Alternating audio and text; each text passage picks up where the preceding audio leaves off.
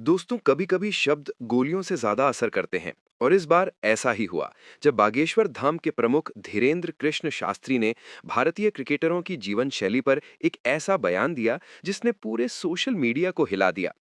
उन्होंने कहा, एक क्रिकेटर और बॉलीवुड का एक्टर भारत में करोड़ों कमाकर लंदन में घर बनाता है।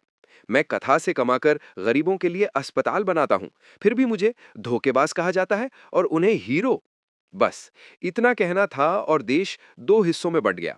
एक तरफ वो लोग जो शास्त्री जी की बात से सहमत हैं और दूसरी तरफ वो जो इसे एक प्रचार मान रहे हैं। लेकिन सवाल ये है कि क्या धीरेन्द्र कृष्ण शास्त्री ने सच में कुछ गलत कहा? अगर हम गौर करें तो आज के क्रिकेटर करोड़ों कमाते हैं, लग्जरी कारों में घूमते हैं, विदेशी ब्रांड के एम्बेसडर हैं और कई तो विदेशों में आलीशान घरों के मालिक हैं। वहीं दूसरी तरफ आध्यात्मिक गुरुओं पर हमेशा सवाल उठते हैं कि वो पैसे कहां से लाते हैं, क्यों लेते हैं और किस पर खर्च करते हैं। शास्त्री जी ने दरअसल इसी दोहरे मापदंड पर निशाना साधा। उनका कहना है कि जब कोई क्रिकेटर करोड़ों के बंगलों में रहता है, लोग कहते हैं, वाह, उसने मेहनत से कमाया है।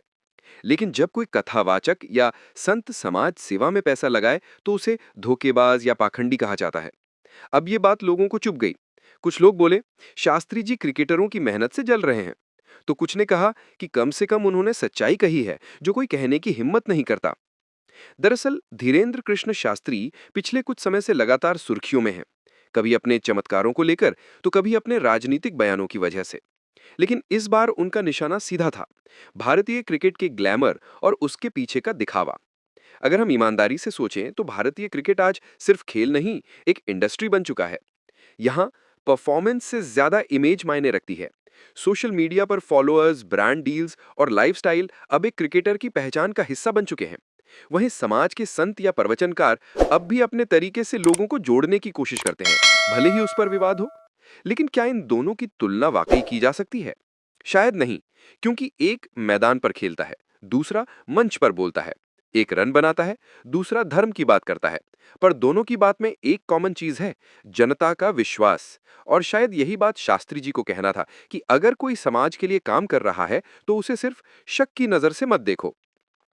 सोशल मीडिया पर इस बयान के बाद रिएक्शन की बाढ़ आ गई। कई यूजर्स ने लिखा, शास्त्री जी ने सच कहा, जो क्रिकेटर देश के लिए खेलते हैं वो भी आखिर में विदेश में बस जाते हैं। वहीं कुछ लोगों ने इसे ध्यान खींचने की चाल बताया। एक यूजर ने तो लिखा, क्रिकेटर और संत की तुलना नहीं हो सकती, दोनों का रोल अलग है।